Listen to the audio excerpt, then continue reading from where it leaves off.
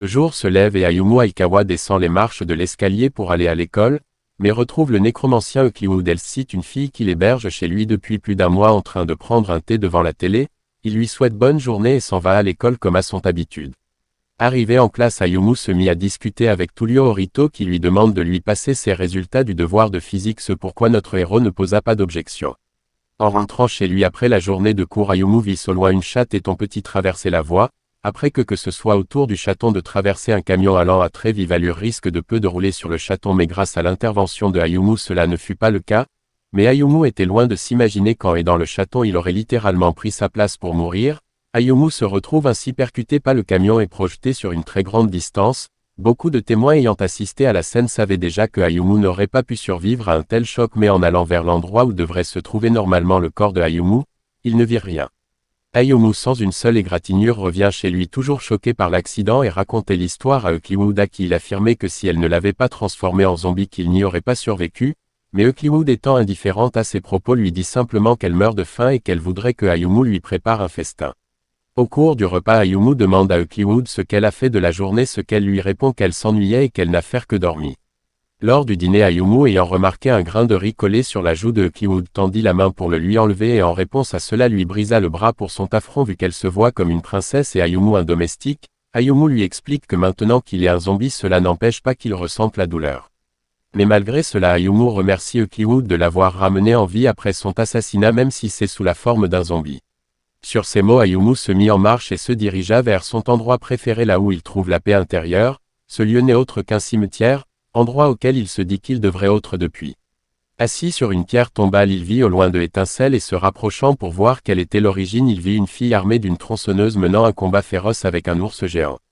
Ayumu en cherchant à fuir se retrouva face à l'ours géant qui l'empale sur ses griffes. En voyant cela, la magicienne Haruna se dit qu'il n'y a plus d'espoir suite aux blessures braves de Ayumu, et décide ainsi de le venger en se débarrasse de l'ours maléfique. Suite à sa victoire, elle n'y croit pas de voir Ayumu toujours vivant gisant au sol même coupé en deux par sa tronçonneuse. Ayumu lui explique qu'il n'est pas humain et qu'il avait déjà été tué par un tueur en série, mais Haruna ne voulant rien savoir décide de lui effacer la mémoire pour oublier tout ce qu'il venait de voir, mais en lançant le sort elle se retrouve totalement nue et se rend compte qu'elle a perdu tous ses pouvoirs magiques et accusa Ayumu d'être à la source de la perte de ses pouvoirs. Ayumu rentra chez lui avec Haruna qui lui dit qu'elle est venue s'installer chez lui jusqu'à ce qu'elle ait pu récupérer la totalité de ses pouvoirs et est présentée au même moment à Eucliwood. En réponse à cela, Ayumu affirme que cela ne lui pose pas de problème tant qu'elle ne dérange pas les voisins. Le lendemain après les cours, Ayumu ne rentra toujours pas, vient se faire aborder par Tulio Orito qui lui proposa de passer chez lui pour jouer à un jeu vidéo, ce à quoi Ayumu répond que cela ne sera pas possible ayant peur de la réaction de son ami s'il apprend qu'il vit maintenant avec deux jolies filles.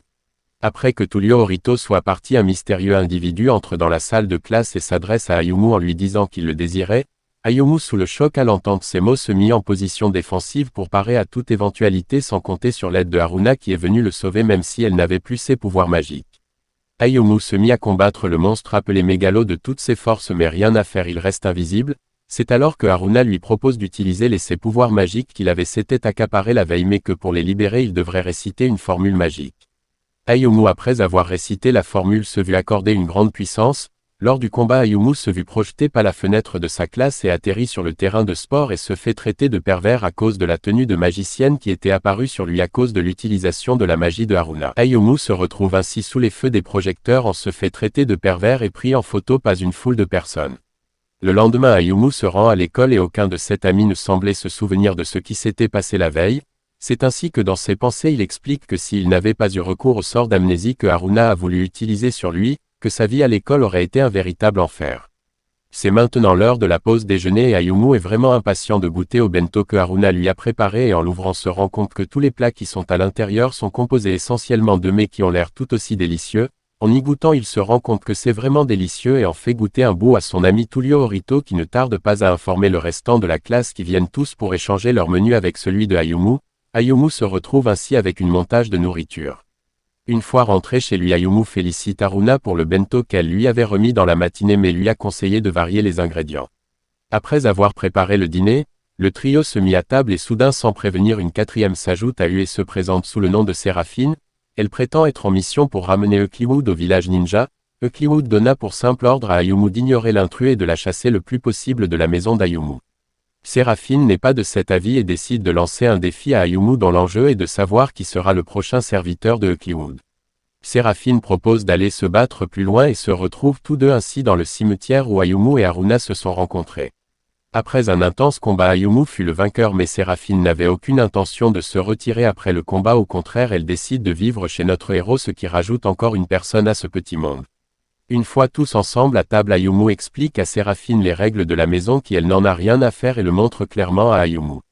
Notre héros se trouve seul dans sa chambre à penser aux événements de la journée, se fait interrompre par Séraphine qui passe par le toit de sa chambre et lui demande de convaincre Eucliwood de rentrer avec elle dans leur monde pour qu'elle l'aide pour une mission très importante, ce à quoi Eucliwood avait déjà dit non, mais Séraphine ne perd pas espoir et insiste sur le fait qu'elle n'abandonnera pas tant que Eucliwood ne l'aura pas suivi.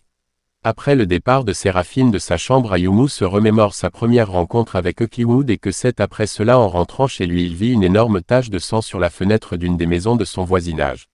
Malgré la peur grandissante en lui, il se décide à entrer voir ce qui se passait et se retrouva à la merci d'un tueur en série qui le transperça avec une épée.